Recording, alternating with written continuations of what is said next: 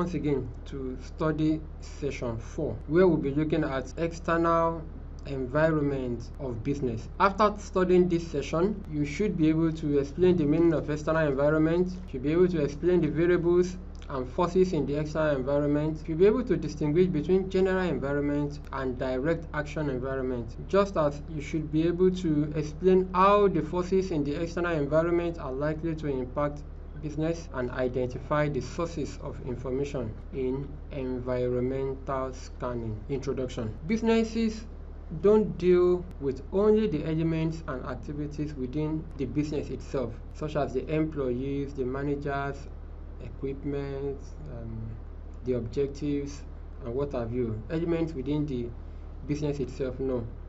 Okay, a complete picture of any organization must always include analysis of its external environment, because in fact what happens in the internal environment, okay, is a function of what is happening in the external environment, so as to respond to happenings in the external environment. So what then is external environment of a business? It is, like you must have learned in previous sessions, all elements outside an organization that are relevant to its operation.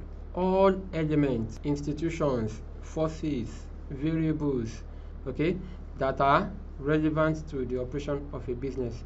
Recall that we said earlier that the external environment of an organization can be divided into task environment or direct action environment and the general environment, which we also refer to as indirect action environment.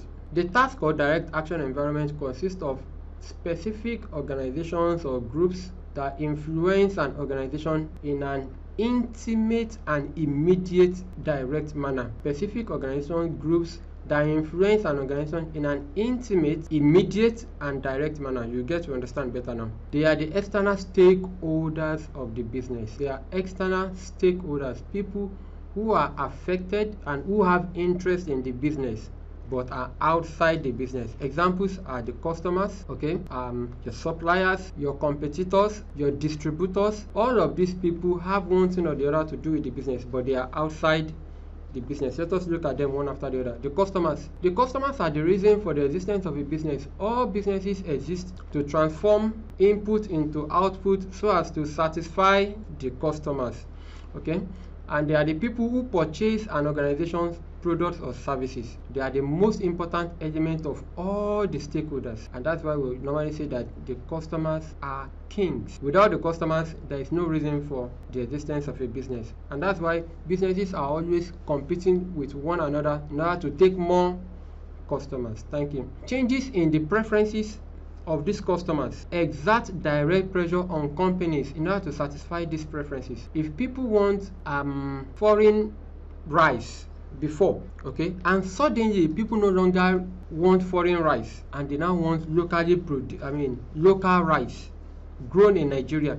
If you are selling foreign rice, then you have to move to local rice, okay? If you sell phones, and you used to sell these old Nokia phones, old small Samsung phones, or better still, you deal in BlackBerry phones. People have moved from BlackBerry phones to Android and iOS phones. If you want to continue to remain in business, you must change.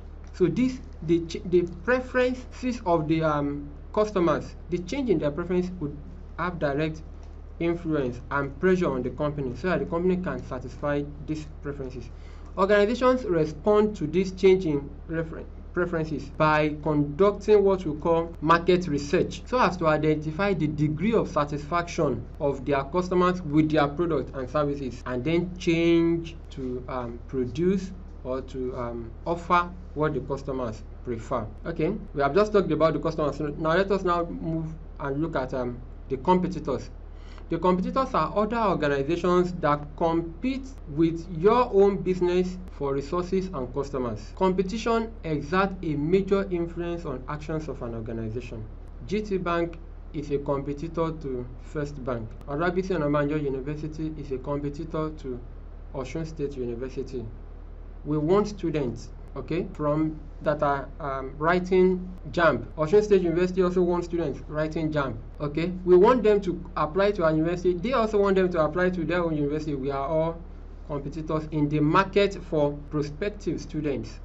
Okay, people that are offering the same kinds of products or services are all competitors. Now, companies in the same industry compete for market leadership using weapons such as price, quality, advertising, and distribution strategies. We need not be told that there is very strong competition between Coca-Cola and 7-Up in Nigeria. Okay, if 7-Up reduces price of a PET bottle 7-Up today, Coca-Cola is likely going to reduce. If MTN reduces call rate today, Etisalat is likely going to reduce or reduce more. Okay, all of these are what we call competition in the industry.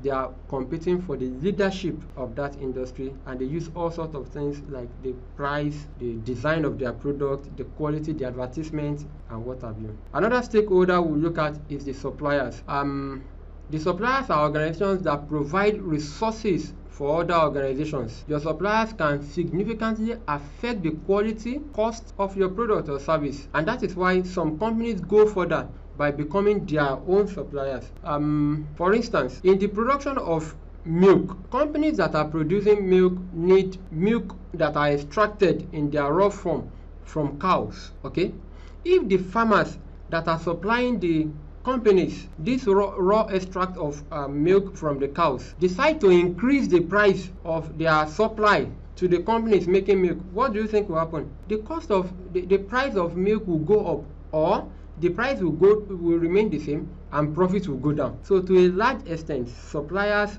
okay, you can see now they are in the external, they are in the environment, okay, but they have direct impact on the business. And that is why, like we said, such company like the company that is making milk can decide to go into rearing cows so that it will then be getting extract of raw fresh milk itself to supply to its factory to make milk. Okay, like I know there is a particular company that makes tires in Nigeria. It went into the rural areas, got wide expanse of land, bought it, got youth, did orientation for youth, and encouraged youths to go into plantation of rubber. They supplied the youth the seedlings of the rubber, of the tree. Okay, they gave them lands at a very reduced rate.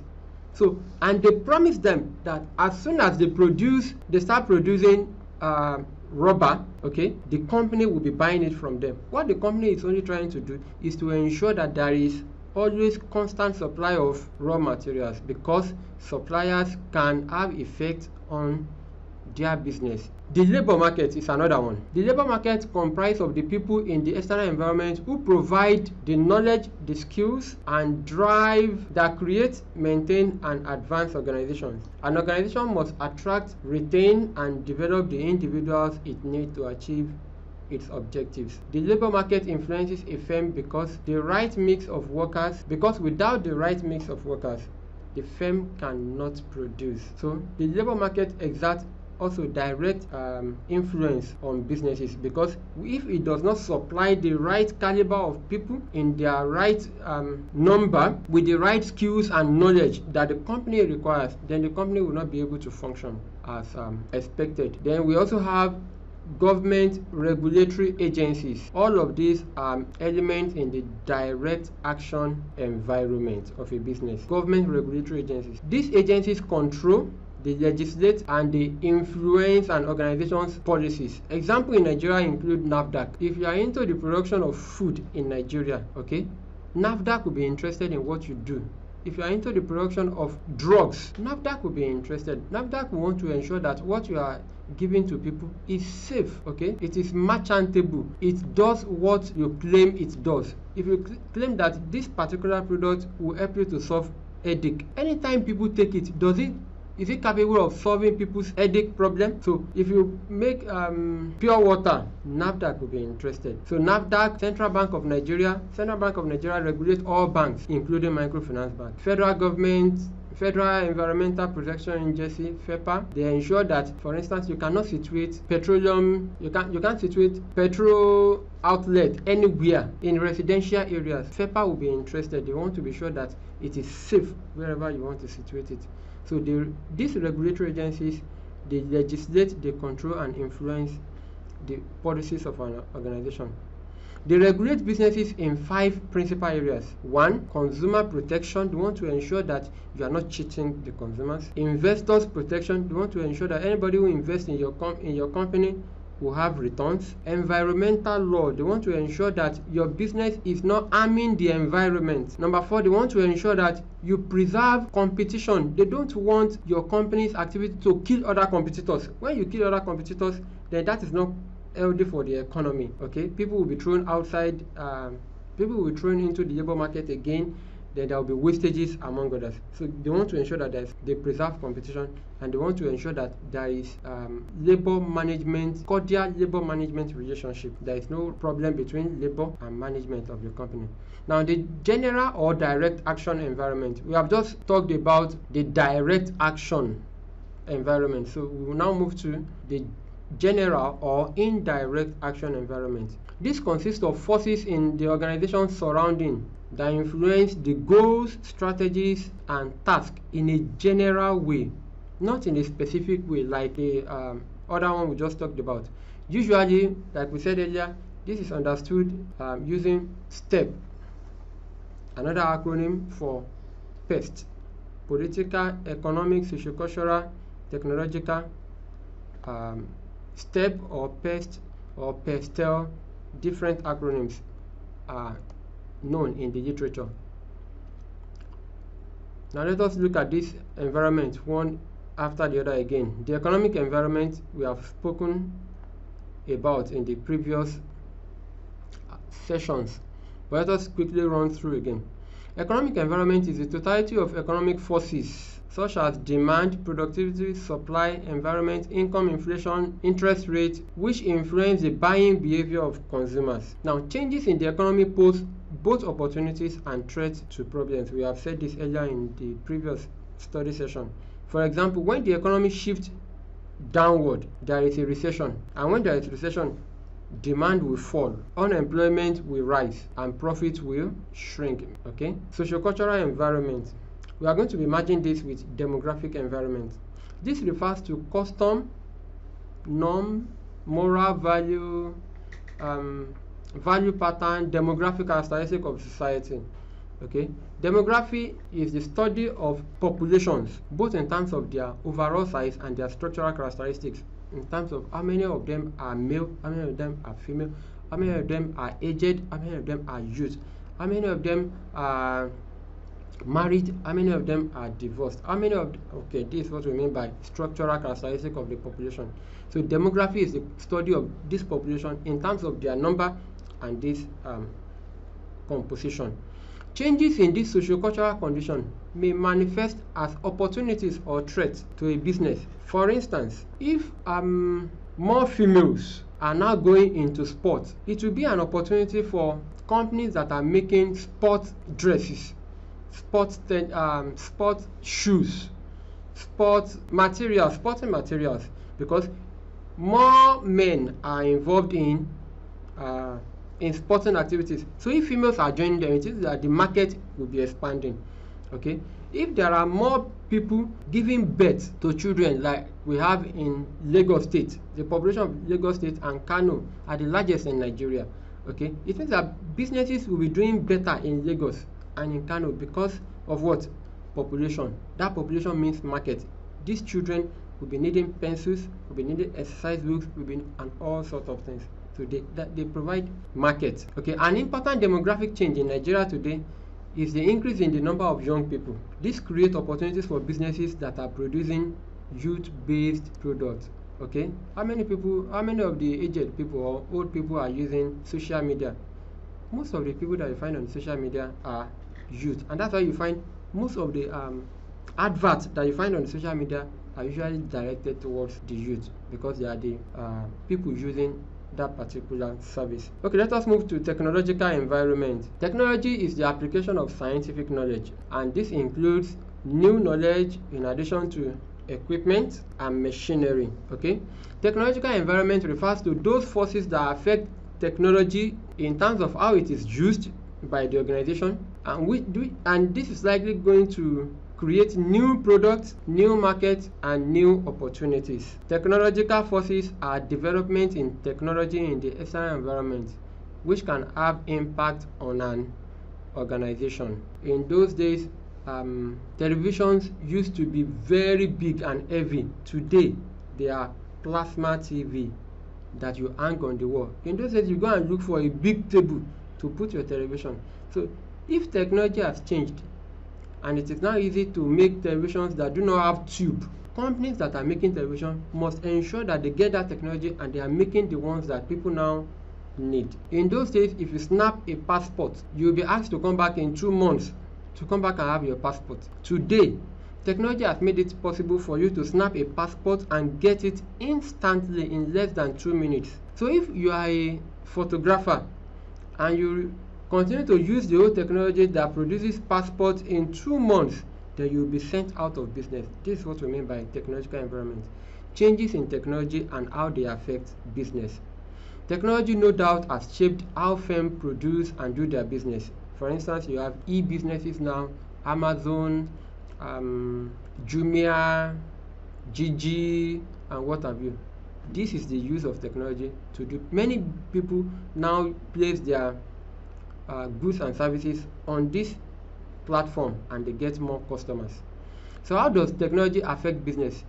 It influences an organization's use of knowledge, that is the way organization produce things. Number 2, it affects the characteristic of the product of an organization. So how do firms respond to technological environments? 1, they spend money on research and development to improve their own capacity. Okay, detergents in the past used to have must be blue. Detergent must be blue in color, and they used to be bulky. Today, and they don't have fragrance. Today, detergents have fragrance. They are smaller now. They have better foam. Their performance is better, and they need not be blue today. That's as a result of research and development, the R&D. Next one is that by updating the skills and knowledge of employees through regular training, these are how firms respond to changes in the technological environment. Number 3 is by taking a look at development in the work technology and their competitors, and lastly, by developing their own technology for production and services. Let us quickly move to political environment. Political and legal environment refers to government regulations and relationship between businesses and government. There are different legal implications associated with the company. For example, okay, there are certain companies that are registered as enterprises. There are certain ones that are registered as limited liability company. These different forms of businesses have legal implications. That's the meaning of legal environment. Now, why is it important? It is important because it defines what an organization can do and what it cannot do. Okay, NAFDAC will spell out what pharmaceutical companies can do and what they cannot do. NUC will spell out what universities must do. This is one of the reasons why it is important to study the effect of political and legal environment on business. Number 2, party in power and officials elected to office can influence business conditions. Okay, a certain political party may favor some kinds of policies, which in turn affect businesses. Like I said in one of the past sessions, some of the policies, business policies that were embarked upon by Jonathan administration have been dumped by the present administration. If another party comes into power tomorrow, it may also dump some of the policies of this present administration. As we speak, the land borders are still closed. If a new government comes into power and it is coming from another political party, it may decide to open the borders Okay, so political parties and how they come into power and people that are in elected offices, okay, are likely to affect business or influence business. Then political stability has great implication for business. Lastly, environmental scanning. This is the process of monitoring relevant environments, monitoring what is happening in the surrounding of business so as to identify opportunities and threats, so as to identify conditions in the environment that are favorable and those that are not favorable to business, so that business can take appropriate decisions. Okay, when you are scanning the environment, it provides you with strategic intelligence that you use to determine what to do. It aids you, it helps the business to understand the effect of change, what is happening in the environment, changes in the environment on the organization. It helps the business to be able to forecast. It helps the business to be able to bring expectations of change to bear on decision making. When you are scanning the environment, what are the objectives? One, to be able to detect scientific, technical, economic, socio-cultural, and political trends and events to the institution. Two, to be able to define potential threats and opportunities, okay, to the business. Number three, to be able to promote a future orientation in the thinking of management. And lastly, to alert management and staff to trends that are converging or diverging, that are speeding up or that are slowing down in the environment. These are the objectives of environmental scanning. When you are scanning the environment, these are what you are looking out for. Number one, you are looking out for events. Okay, if the university wants to conduct an examination and it is announced that there will be Oro festival, okay, in areas like Ikorodu or Ijebu, where females are not expected to see the Oro at that particular point in time, the university may have to postpone examination, okay, so that the Oro festival will take its course and then students can come back to campus and do their exam. Event. Number two, trend. Trend here refers to general courses of action along which event take place. Then the third one are issues. What are the issues that are in event? When things happen, what are the issues around them? When EndSARS protest happened, what are the problem? What are the issues in EndSARS? There's likely going to be security problem. Okay, is it safe for businesses to open at that time and things like that? Number four are expectations from event, from the trend, from the issues that are emanating from them. What are the things that businesses should expect that will come out of these cases? These are what you. So in short, by monitoring the environment, that is environmental scanning, organization can consider the impact of all that we have said, that is trend, issues, and expectations on business activities. When you are sourcing for information, like we said, environmental scanning is monitoring the environment. Okay, it means that you are scouting for information in the environment. Where are the sources of that information that you are looking for? One is the social media. Before the EndSARS started, it had been in the news. Number two are the internal sources. What is our sales during the rainy season? What is our sales during dry season? Okay, for instance, the sale of pure water is likely to go down during the rainy season. So you must be able to know that during rainy season you have to cut production. Number three, external agencies. You can get information from external agencies such as market intermediaries, people that are helping you to sell your products, your customers, your suppliers, trade associations, okay, association of hairdressers. They can give you information about your business. Number four is secondary sources, publications of government like CBN Bulletin, Nigerian Bureau of Statistics, and finally by spying on competitors. Thank you.